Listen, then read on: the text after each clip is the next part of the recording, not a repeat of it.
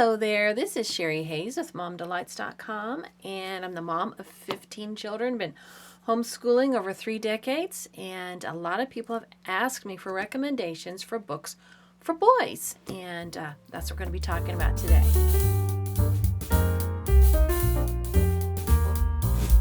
So I have so many ideas for books for boys. I personally believe that there are more books for boys than for girls. I think it's harder to find books, really character building, godly books for girls than there are for boys. Although generally girls can read stuff for boys and get a lot out of it. Okay, but anyway, so I actually have a list that I would like to start. So I'd like to start with some general recommendations for when you're trying to get boys into books and get books into boys.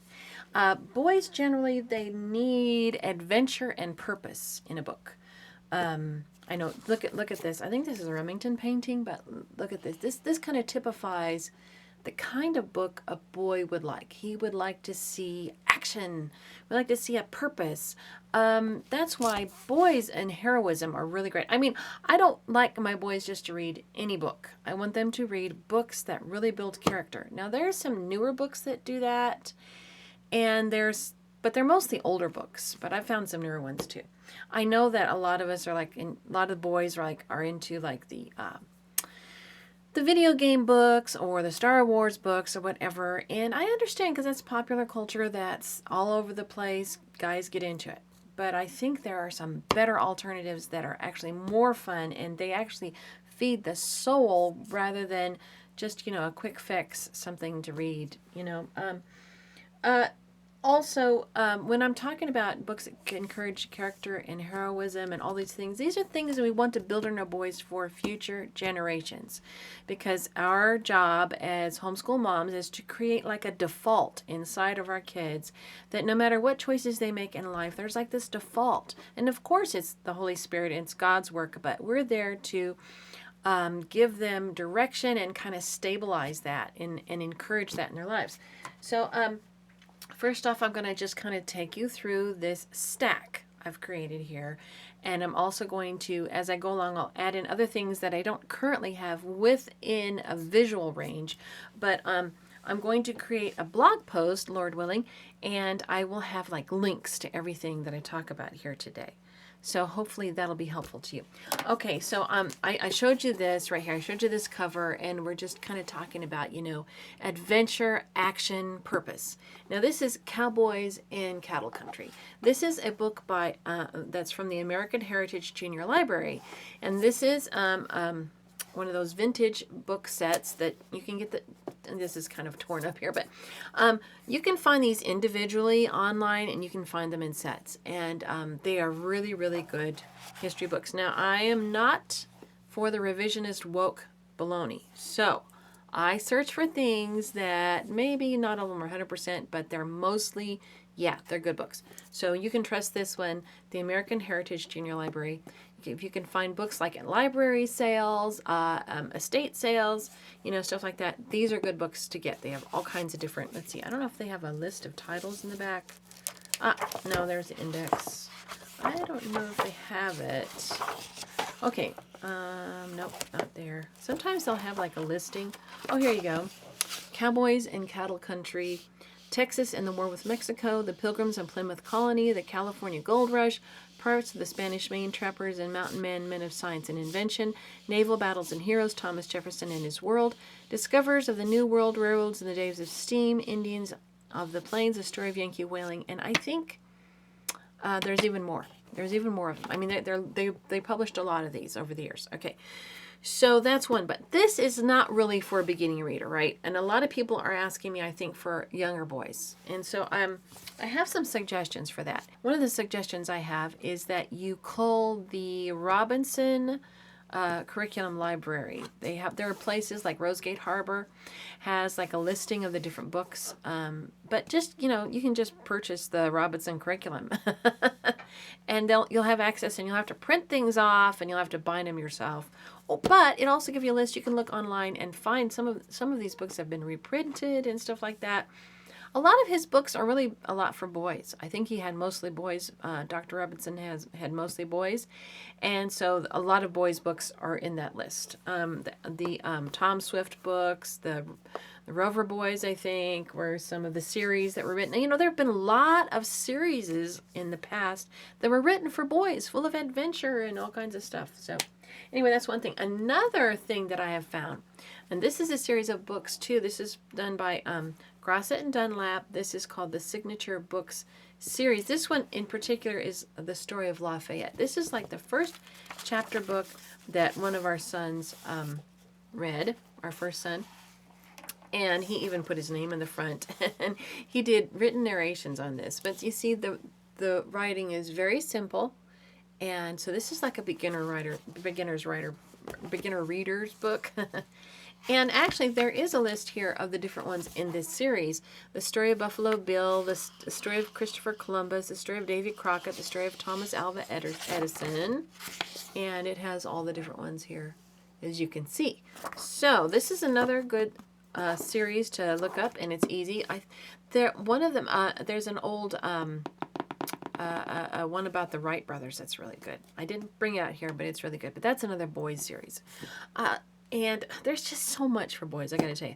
Now, I've got to tell you, for my boys, what they really liked when they were first reading, and I don't have a copy here, but I have it in my library someplace, is Roald Dahl's books, The Twits, and especially The Incredible Mr. Fox, The Fantastic Mr. Fox. That was their absolute favorite first reading book. The Fantastic Mr. Fox. I don't know why, but it appealed to all my children, boys and girls alike, but especially the boys. They loved that book. Another book that they really liked was, let's see, Hank the Cowdog series. I don't know if you've heard of Hank the Cowdog, but it's so easy to read and it's so funny, and it just kind of pulls kids in. And the fellow who wrote Hank the Cowdog has actually put his books on tape, and he does like the different voices, and it's really hilarious. But my boys absolutely, my grandsons love Hank the Cowdog, okay? Hank the Cowdog is really great. It's so easy to read. And so those are some beginning books that boys like a lot. Okay, so let's move on here. Now I don't know, I've talked a lot about printing your own books and binding them, and I have like a video. I think I have I also, on my blog, I have like a tutorial on how you can do it in, a certain way. There's so many ways to do that, by the way. But what I've done is, like, this is The Adventures of Robin Hood, and this is done by H.E. Marshall, and it's really simple, and it's short and sweet and to the point. And I got this off of Heritage History, if you can see that. And this is by H.E. Marshall. Anyway, I think it's illustrated by Pyle. I'm not 100% on that. But anyway, it's really easy to read, and it's something that a boy would really like. Robin Hood is a really neat read for a young boy. And here is The Adventures of Pinocchio by C. Collodi. And this one I got off, this is a Google book. And so what I've done with these, I have printed 2 to a page. It's a PDF, right? I printed 2 to a page, and they're double-sided, right? And then I had on the switch, let's see, I'm sorry, I don't know what is it, like, switch on the left side. I don't know, I forget the terminology. But anyway, so that it's flip on the left side. So they know to do it so that you can flip it on the left side. And then what I did is you can just go on, you can do this on Canva. Just go on Canva and make yourself a little cover and print it on cardstock. This is almost cardstock.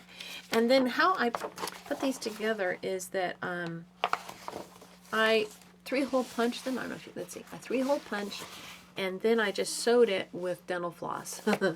And then I taped the cover on, and I put a little plastic, I think this is from like a page protector, and I just put some plastic on the front, and so that kind of protected it, and that way they can read it.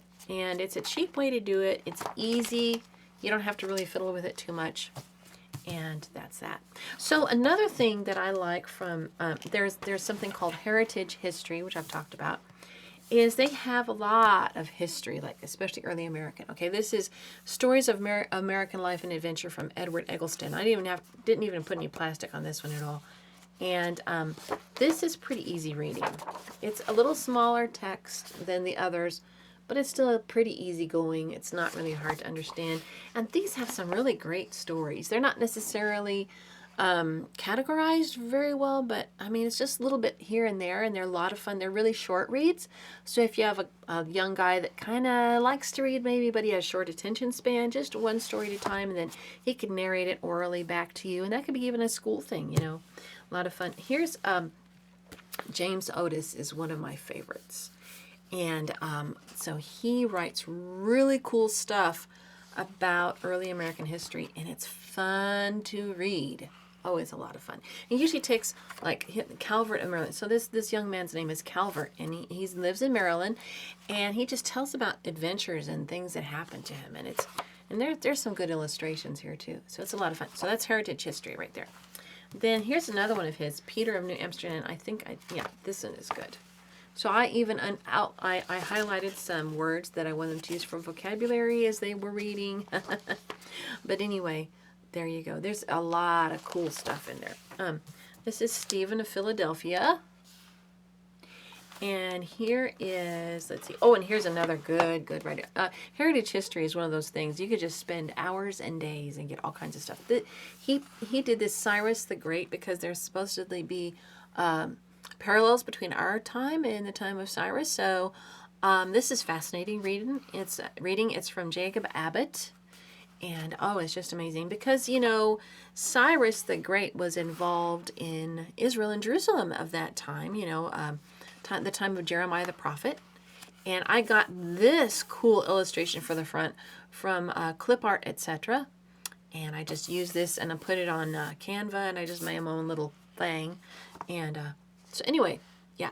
And you find out that his strategies of war are very interesting. And you can look even in our modern time, and they've actually patterned after some of the things he's done, and it really opens your eyes. It's really interesting. Okay, and here's The Story of Liberty by Charles Coffin. And this is one I printed out myself, but you can find this already bound from Maranatha something or other. Anyway, I love Charles Coffin. My kids love Charles Coffin. Boys love Charles Coffin. He's got so much cool stuff.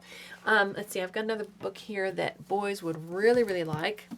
And that is The Boys of 76, because unlike a lot of the books that I've mentioned, this talks about all the battles.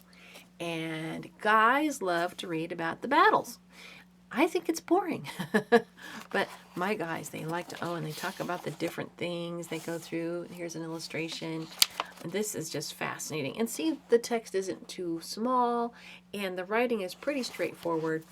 And it's a story, and boys love this. Okay. Here's another thing that every boy, now this might, you know, young boys maybe not so much, but every a young boy that's going into manhood should read Beowulf. And it is amazing. I had our son, after his voice had deepened, he read this aloud to the rest of the children. And this Beowulf is a bilingual edition. Has the original on this side and the translation over here, which is really cool. And it has an introduction to it. What really turned me on to Beowulf was Laurie White's King Alfred's English. So you need that book first. You need to read it. You need your kids to read it. And then when you read Beowulf, you'll go, oh, this is amazing. So good book. Boys love it.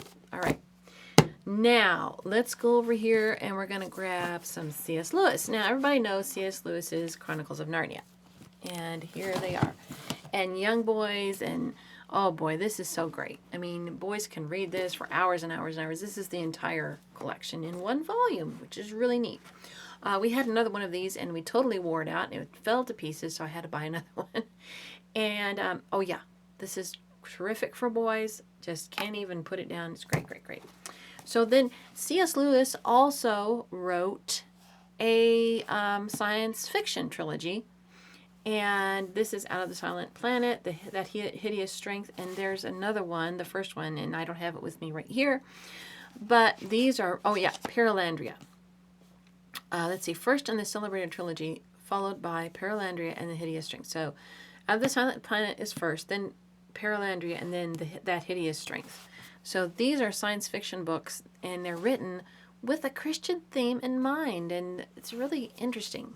my girls actually have read these. But anyway, these are great books for boys.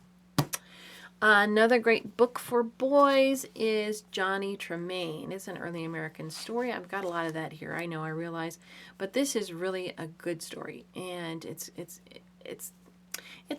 not sweet. It's not pumpkin pie, sweet, girly stuff. It's got some real good themes to it. All right, now here are, like I said, I have a few new books. I was sent these to review, and I really liked them for new books. Voices of Ordinary Heroes and Voices of Young Heroes. And these are really quick reads. This is like for an early reader, but this is about young people, like during World War II, how they actually did things that affected and it helped have victory over the enemy, which is really very, very interesting. Well, here's Anne Frank, of course, but there are a whole bunch of other young people. Very interesting reading, really captures a person's attention. Really good. And Voices of Ordinary Heroes is World War II as well. It's written by, these are both written by Kelly Milner Halls, and oh boy, there's so much fun stuff in here. Oh wow, like John Crutcher, and just the different heroic things they did.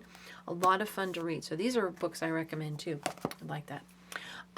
Here are some maybe for an older young man. God's Smuggler. This is about Brother Andrew, who smuggled Bibles behind the Iron Curtain during the time of the Soviet Union in the Cold War.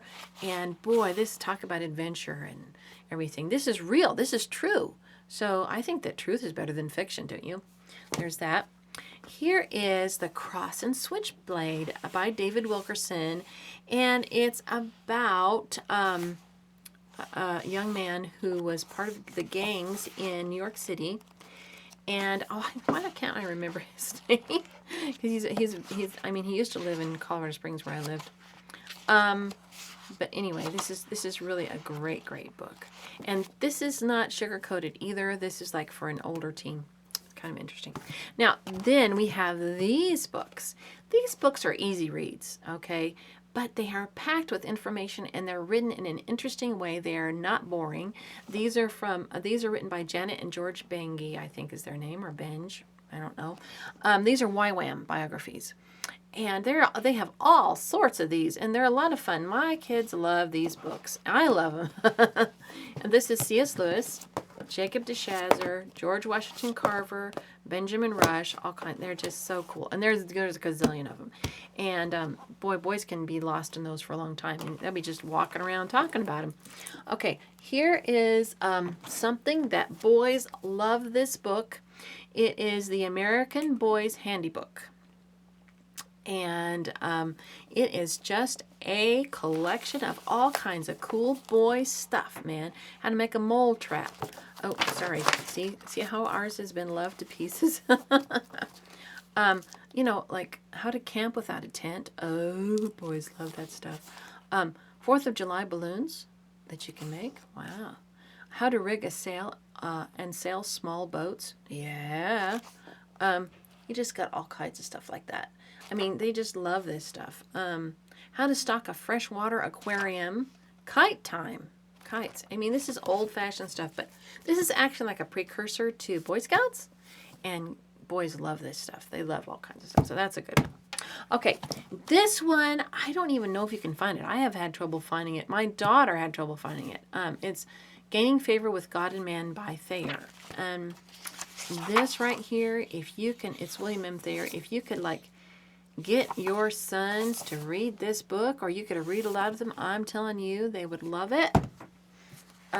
It's got, like, it's just like how to get along in life, how to behave yourself, how to, get ahead, and the wisdom of self-help. I mean, this is stuff that young men need. Here's a Dickens novel, Nicholas Nickleby. Now, this one, man, I tell you what, I love Dickens. I love his ability to describe things, but man, he can draw it out. And also, it's Gothic. So that a Gothic novel means you have to have a lot of darkness before you get to the light. Just saying. But anyway, the movie's great, and if you read the book, there's a lot of detail. The book's always better than the movie, right? So that's that. So now over here we have Mr. Lew Wallace and Ben-Hur. We are currently over halfway through this book, and oh, I am loving it. Now, this is not for young readers, except if they have been concentrating with the McGuffey readers, they will have no problem understanding this. But for most of us modern readers, we're going to have a little struggle. Just saying. But if you're kids and you have been really into the McGuffey readers, this will be like cutting through butter. Otherwise, it'll take you a little bit. But it's a beautiful book. It's much, much better than the movie, of course. But it's totally, it's kind of a different perspective. I think you'll like it. This right here is one from publisher Bethlehem Books. And Bethlehem Books has some really great stories for boys. The Hidden Treasure of Glaston is about the medieval ages, and I tell you what, it is a fun read. It's got lots of adventure and history and all kinds of cool stuff. Anyway, Bethlehem Books is a great source for books that boys could love. All right, now, here we have The Norseman in the West. This is an R.M. Ballantyne book. This is one of many, and you saw that in my last video. I talked about Ballantyne. My son, Timothy, bought this whole set for everyone. And so the kids have loved a lot of these, but these are definitely Christian books. But they're full of history and adventure, all kinds of adventure. Now, the other author that's like R.M. Ballantyne would be G.A. Henty, and I will link that in the post that I'm going to create. But G.A. Henty, I don't have any of his books because we always checked them out of the library. There were so many where we lived. But G.A. Henty is like total adventure and history, all kinds of different history. So those two writers are really great for boys. Here is a classic, and I was reading recently, and I can't remember who it was. It was either Abraham Lincoln, George Washington, one of those two that read The Pilgrim's Progress over and over and over again. The Pilgrim's Progress by John Bunyan is a classic, and it's something that all young people should read and get into because there's so much to learn in the pages. Okay, that's just really good character building. Here's another good one that I think all young people need to read, all young men, is the autobiography of Benjamin Franklin. So Ben Franklin wrote this about himself.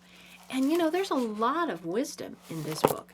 There's also, it even touches on the revival that was happening in the 1760s, and like when George Whitefield would come to town and the effect of his preaching, what it would have on the community.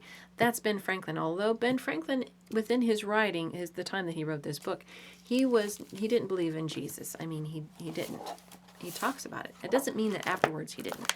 But during the time of his writing, he decided that, because George Whitefield, asked him a number of times, and he says that he refused it. So, just something interesting. But this is a book that every American should read, because it just gives you firsthand account information, like what was really going on from that perspective. Is really good. So that kind of wraps that up. I did want to emphasize that not all boys will take you up on reading things. So what you have to do is you have to take a book that you would like for them to be interested in, and they're just hemming and hawing, and they don't have time, and they always have something else to do besides reading, and those old books, they're all boring. And so what you do is you just sit and you start reading a book aloud. And at first they're like, oh yeah, okay, right? But then you start reading, and then after 3 or 4 chapters, then you'll read a little bit and you say, okay, well, it's time to go get some work done. And go, oh no, don't stop now. Can't you read just a little bit longer? And then you got them hooked, right? And so then all these old books all of a sudden are becoming quite interesting things, because you can't, like this one right here. Okay, this right here. If I took this book and I looked at it and I was used to video games, I'd think, oh boy, now I can go to sleep, right? I can read this and take a nap. But once you start reading aloud, and the words start coming alive, then all of a sudden it's kind of interesting now. Then you might find them, they don't want to make a big deal out of it. Maybe they don't want you to know that they're actually reading these old books you see in their free time. So anyway, I think that'll wrap it up for now on the book side, but I would like to give you something more. So I don't know about you, but have you ever felt broken as a mom? Like, there's just only so much you, and there's so much else to do. Like, I think about just getting to church on Sunday morning, and everybody's sitting there, and the pastor's sitting up there talking about how important it is to get to church. Every time the doors are open, and you just want to say, "Do you know what it took for me to get here this morning?" Even if you have all the shoes lined up the night before, and you have all the coats and all the everything. That morning, I guarantee something is going to happen, right? Somebody took 2 of the wrong shoes and put them there, and now you can't find the other one. Or, somebody spilled something on their church clothes, and, there's just some things, and it's just like, Lord, thank you that I got here today, and I have brushed my teeth. Well, sometimes circumstances can break us. Sometimes our own sin breaks us. But I got to tell you that God can't use anything that isn't broken. Did you know that? So if you're broken and you don't have nothing left and all you have is Jesus, then you're in good company. Because guess what? If you think about it, if you go in the Word, you'll find out that here, let's see. Here is Abraham and Sarah were broken. Why were they broken? Because their hope was put off. They had no hope of having offspring, and that broke them. You know that? Jacob, Jacob, he wrestled with God, and God put his leg out of joint because God uses broken people. Moses lost his position in Pharaoh's household, and he was just a shepherd. He was broken, and that's when God could use him. Okay, King David was broken because he was being chased by Saul all over the desert, and that's when God could use him. You see, God uses broken people, and I got to tell you that Psalm 127 talks about our responsibility and God's responsibility. Okay, so here we have our children. We are homeschooling them. We're making sure they have their right nutrition. We're trying to secure a place for them where they can feel comforted and loved. And we mess up quite a lot, don't we?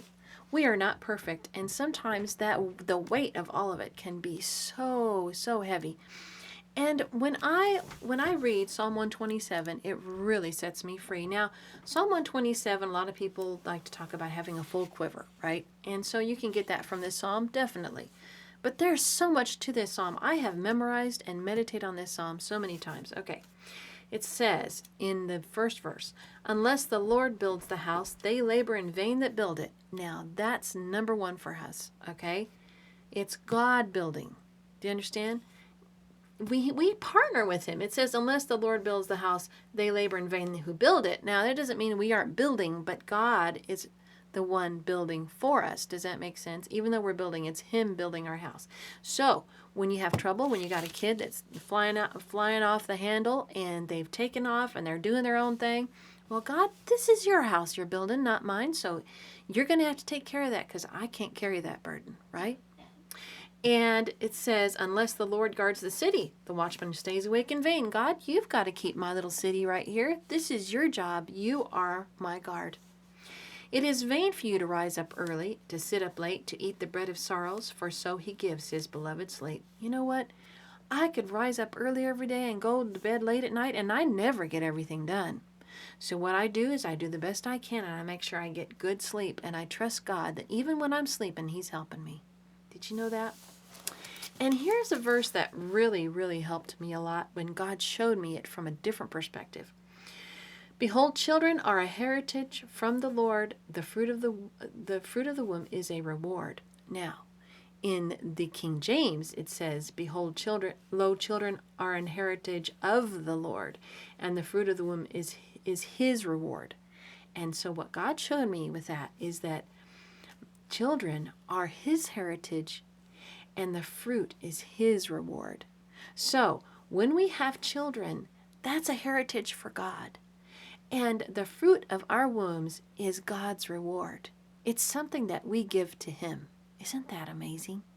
So when I've had 15 children, no matter what it cost me, they were his heritage and they were his reward.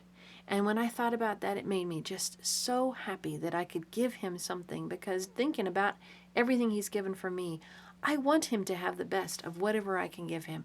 And having my children, however they turn out right now, That's his business, but I gave him the ones he could work with, and I think that pleases him to peaches, I think. Like arrows, like arrows in the hand of a warrior, so are the children of one's youth. Happy is the man who has his quiver full of them. They shall not be ashamed, but shall speak with their enemies in the gate. And the gate back then was the court. So I don't care what it looks like. I don't care what the devil's trying to do. I don't care where the world's going. I have God's promises right here, and these are the ones that I stand on. And they're the ones that you can stand on too. So I hope this has blessed you. I hope you have a wonderful day. Please like and subscribe, and check out that post. I'm gonna put a link down below in the description so that you can find out where to find a lot of these books, and maybe you'll discover some that you can share with me. Have a wonderful day. Bye-bye.